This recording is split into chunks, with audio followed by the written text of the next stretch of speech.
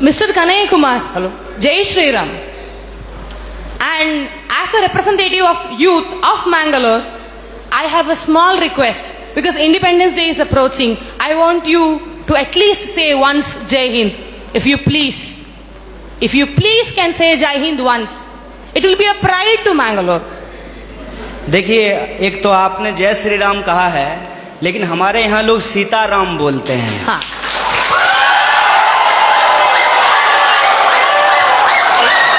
Sitaram. Excuse me? आप लोग सीताराम भी बोलो, ये लोग इनखिलाफ जिंदाबाद बोलेगा, पर मेरा एक ही क्वेश्चन है आपके पास। Dear sir, a few minutes before you have मैं आपके दूसरे सवाल का जवाब दे देता हूँ। नहीं, मुझे नहीं चाहिए आपका जवाब। ये सीताराम जय श्री राम का कोई फर्क कोई पड़ता है तो मेरा जवाब की जवाब नहीं। And one small question, sir. You were saying about emotional politics.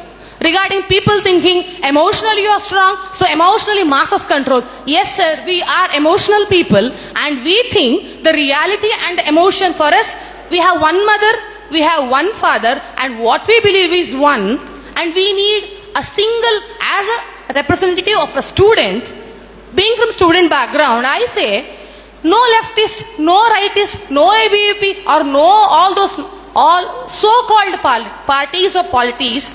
Why don't you stand for one nation? Why don't you stand for one student power? Why do we need one side Zindabad, one side Inkhilab, one side Jai Hind, and one side your favorite Mr. Madam? All those Rams, all whatever it is. Why don't you represent one? Why don't you represent one India? Why don't you represent one unity? Why don't you give us a single policy rather than saying all these what you have said with the due respects for you, with the due respects for your PhD? Why don't you please respect and please propose one unity and one topic saying which is uniting the entire country, so that the topic says youth is in the crossroad. And my dear sir, yes, youth is in the crossroad, but we are having set our eyes on the goals and we are on our path. Why don't you please say one policy for entire country? And if I permit, and I say, बोला भारत माता की जय हिंद।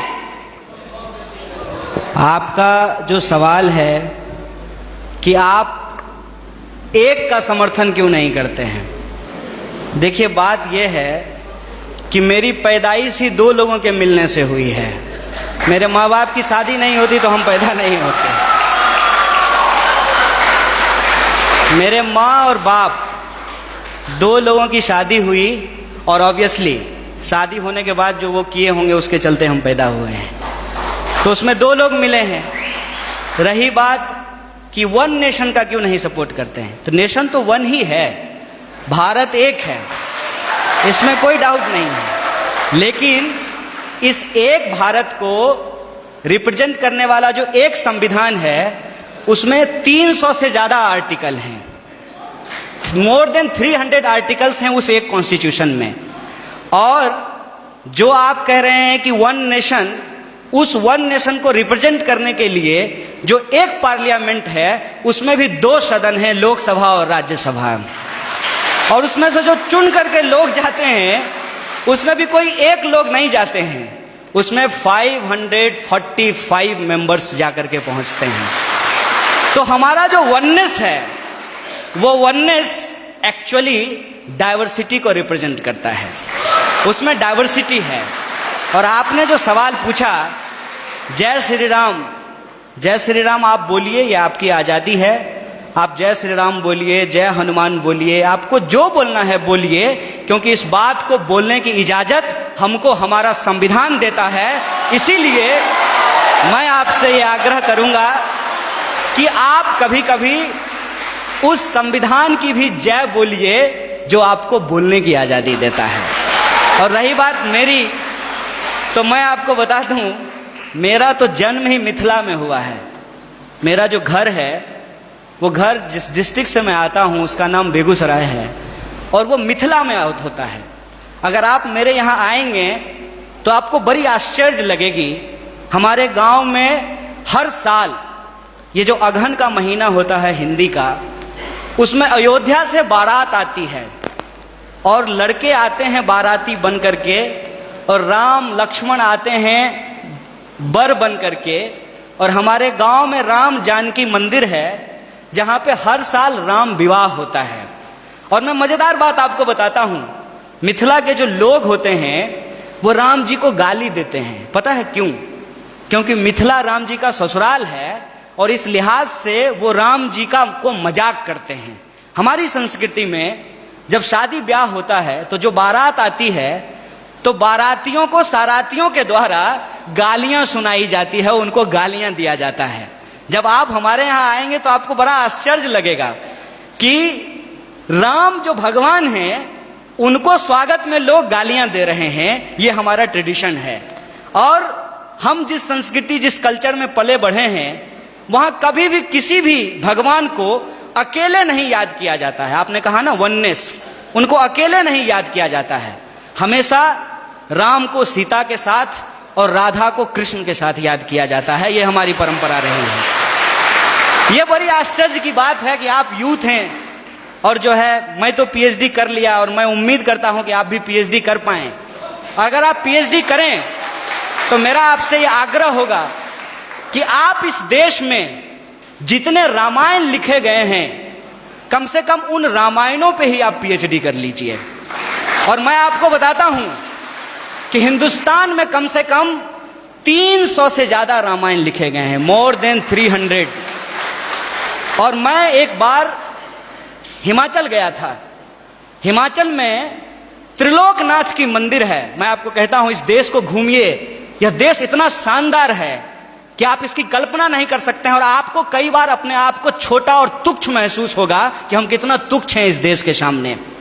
जब आप त्रिलोकनाथ मंदिर जाएंगे तो त्रिलोकनाथ मंदिर में भगवान बुद्ध की मूर्ति है और भगवान बुद्ध की मूर्ति के ऊपर भगवान शिव का मूर्ति बनाया गया है, सर के ऊपर बनाया गया है। और उस मंदिर में पहले हिंदू साधु आते हैं जो प्रार्थना करते हैं, उसके बाद बुद्धिस्ट मोंक आते हैं जो वहां जाकर के परिक्रमा करते हैं। यह हिंदुस्तान की खासियत है।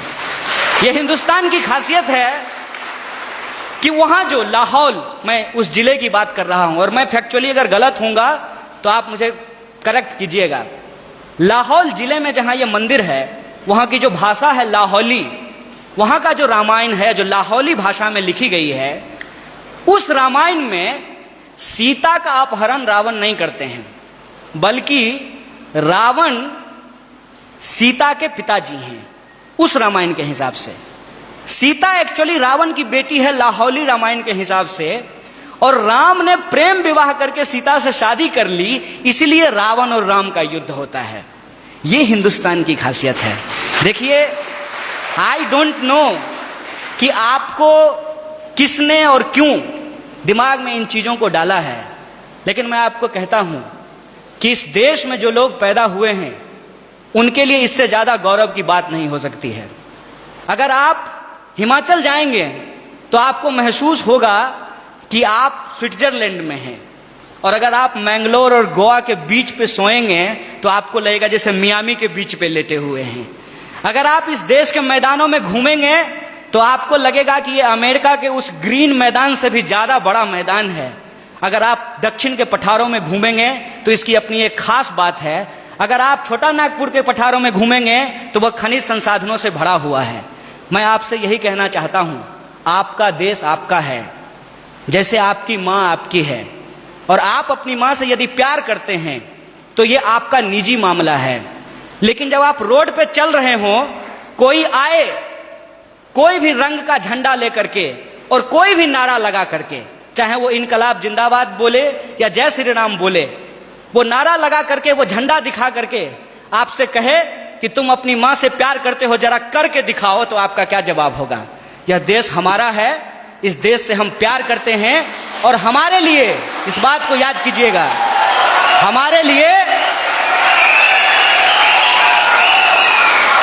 हमारे लिए प्यार नुमाइश की चीज नहीं है। हम प्रेम करते हैं और अपने दिलों में लेकर के घूमते हैं। बहुत बहुत शुक्रिया, बहुत बहुत धन्यवाद।